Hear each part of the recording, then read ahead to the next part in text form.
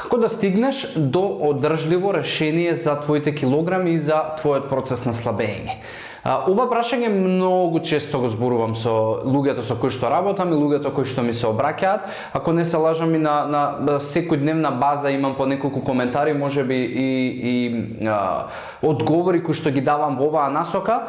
И прва работа да ви кажам дека одржувањето на твојот резултат и можеби тоа што си постигнал слабење на одредени килограми е најтешката работа. Многу често ќе сретнете луѓе кои што од страна ви коментираат затоа што генетски имаат предиспозиции да не се здебелуваат или можеби природна дарба и љубов им е спортување, внимавање на исхрана и да ви кажат па така ќе припазуваш на исхрана, ќе се движиш и ќе бидеш ослабен и ќе си ги одржуваш килограмите. Али тоа е глупости затоа што тие луѓе не разбираат дека не сите имаме некаква дарба и дека не на сите ни оди од рака да внимаваат на исхрана, не на сите ни оди од рака да бидеме спортски активни така лесно, не на сите генетиката ни се насмевнала, не на сите животните ситуации ни се насмевнале, кои што се голем удел во тоа како ни реагираме на ситуации, какви ни се емоциите, со што можеби предизвикуваме гратификација, така да прва работа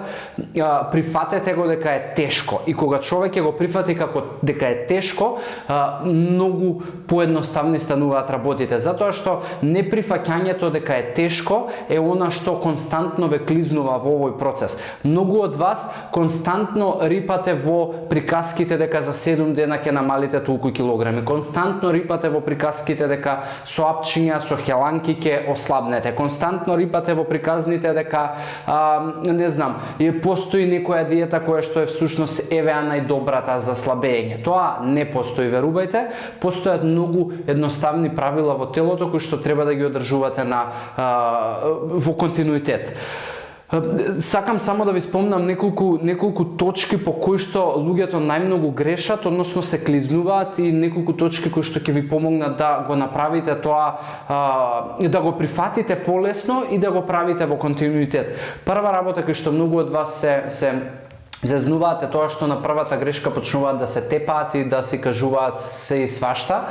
На што всушност мислам, например, почнувате диета, 7 дена е се супер, доаѓа викенд, доаѓа некаква дружба, не може да одолеете на одредено тесто, благо или не знам, парче храна кое што ви е слабост и омилено, ја правите грешката и во глава си почнувате муабе дека за ништо не те бива, еднаш ке се заречеш, не можеш да останеш на зборот, и што е уште по страшно, ако можеби грешката ја направите во петок, оставате 3 дена во кои што се викате окей, секако е зезнав работата, дај барем викендов, ајде да ја терам по кејф, од понеделник ќе почнам, што е многу погрешно. Затоа што грешки сите правиме и мора да се прифаќате дека правите грешки. И јас правам грешки, и тоа многу често правам грешки во исхраната. Но она што си го кажувам во глава е дека окей, ја направи грешката, следното ќе биде добар потек. И ако вечер јадам пица, пијам пиво и изедам благо, тоа значи дека следниот ден нема ништо оваа грешка да ми влијае на моите утрешни одлуки. И затоа кога и да направите грешка, не се тепајте, сите го правиме тоа. Туку продолжете си повторно на она кое што е вашата цел и континуитетот во тој начин на исхрана и живот кој што вие сте го прифатиле дека е добар. Втора работа која што исто така е многу критична е калорискиот дефицит. Многу луѓе се обидуваат да кренат високо рачна и да отидат у дефицит и во граници во кои што не можат да издржуваат. Значи, ако гледате дека речи си секој ден тој дефицит ви прави големи гладувања и кризи, тогаш не го правете тој начин не е за вас. Ако 500 калории ви се многу дефицит, одете со 200. Не мора да се фокусирате константно на брзината и на датумот до кој што вие ќе стигнете до одредена бројка на вага. Правете го помалку, потешко, побавно, но нека биде одржливо. Затоа калорискиот дефицит, внимавајте со него и направете си некакви стази. Замислете го процесот како видеоигра. Во смисла, одете 2 недели со дефицит од 300 калории, потоа следната недела нека биде нека биде без калориски дефицит. Привикнувајте се на процесот и давајте му на телото да се привикнува на поедноставен и полесен начин. После пак следните недели одете со 300 калории дефицит, па една недела немајте калориски дефицит. И тоа нека биде вашата игра и прифатете го континуитет. Прифатете го како една година проект во кој што нема да брзате, нема да слушате туги коментари, нема константно од една во друга диета да се префрлате и нема да одите со големи калориски дефицити. Трета работа е повторно нешто што можеби веќе го спомнав, а тоа се премногу замарањето со бројките. Најчесто луѓето се замараат со бројки со калории, бројат премногу работи. И вие замислете си кога ќе бидете, можеби моментално животните ситуации ви се окей, но во иднина замислете си имате деца, имате брак, имате работа, имате 300 животни предизвици и вие уште си наметнувате уште еден предизвик кој што подразбира припремај оброци, пакувај кутивчиња, број калории, број масти, број јаглехидрати, избегнувај ова, избегнувај она, договарај за вежбање, ќе пукнете. Тоа не е одржливо. Затоа, ако веќе сакате да ги имате работите во контрола и ако сакате нешто да броите, нека биде само калориите и протеините. Тие се двете најважни работи. Ако вие калориски сте задоволени и протеински сте задоволени, најверојатно сте на добриот пат. Но ако почнете да броите и калории, ако почнете да броите и протеин, и масти, и јаглехидрати, е веќе тука проблем. Па колку трошам на вежбање, па дали оваа кардиовежба, па колку ми е пулсот, проблем.